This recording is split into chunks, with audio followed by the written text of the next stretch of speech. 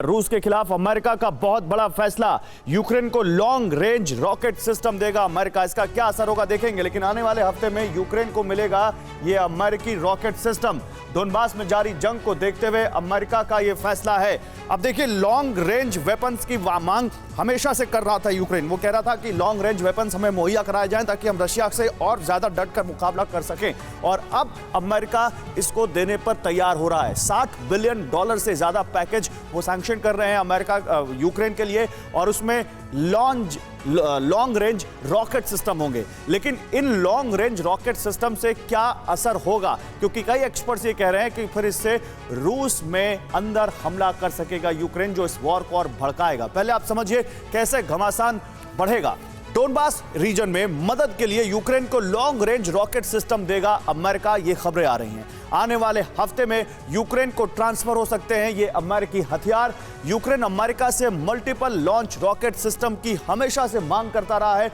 Ukraine America से high mobility artillery rocket system भी लेना चाहता है, और यूक्रेन को यह हथियार मिले तो रूस के अंदर तक वो काउंटर अटैक कर सकता है। बेलगोरोड, ब्रियांस्क, इन सभी शहरों पर वो अटैक कर सकता है, ये उसकी रेंज में आएंगे। हालांकि रूस ने ऐसे हथियार यूक्रेन को देने पर गंभीर नतीजे भुगतने की चेतावनी भी दी है।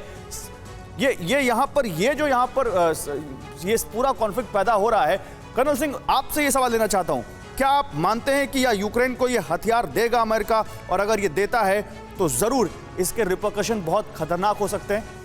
देखिए, इसके रिपरकशंस खतरनाक होंगे, इसमें कोई शक नहीं है, पर मैं नहीं मानता हूं कि इसका उपयोग वो डेयर करेगा रशिया में अंदर में कुछ अटैक करने के लिए। जो भी होगा, युद्ध क्षेत्र के अंदर इसका इस्तेमाल जरूर होगा, और इसका बहुत युद्ध पर असर पड़ेगा, क्योंकि युद्ध और भी आगे खिंचता चला जाएगा।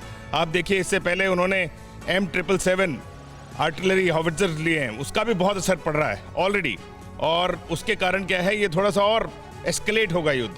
मैं नहीं मानता कि इसका उपयोग रशिया के अंदर अटैक करने के लिए यूक्रेन हिम्मत करेगा अभी।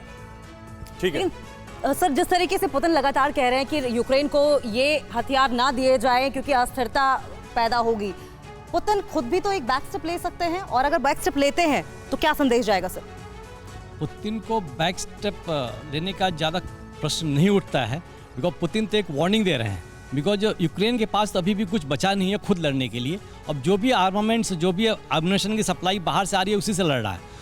जहाँ तक सवाल है, रशिया ने अपना एक ऑब्जेक्टिव पूरा कर लिया है, ओनली अप टू ओडेसा तक उनको क्रिएट करना है। उसमें मिकिलोव इज द एक ही रास्ते में एक कांटा आ रहा, उसको कब्जा करना है। उनको अपना एक अचीव कर चुके हैं। बीच में ऐसे ये कह रहे थे कि ये लोग अपने मेटल्स भी चुरा के ले जा रहे हैं। अब आपने यूक्रेन ने अपनी इंडस्ट्री खुद ही डिस्ट्रॉय करा दी वहां पर अपने जवानों को रख के, तो वो मेटल को यूज करने के लिए किसी इंडस्ट्री में तो ले जाना पड़ेगा ही। अब जहां तक ये जो भी इक्विपमेंट आए, Ukrainian army, Ukrainian air force personal उतने सक्षम नहीं है कि वो ढंग से उसको यूज कर सके।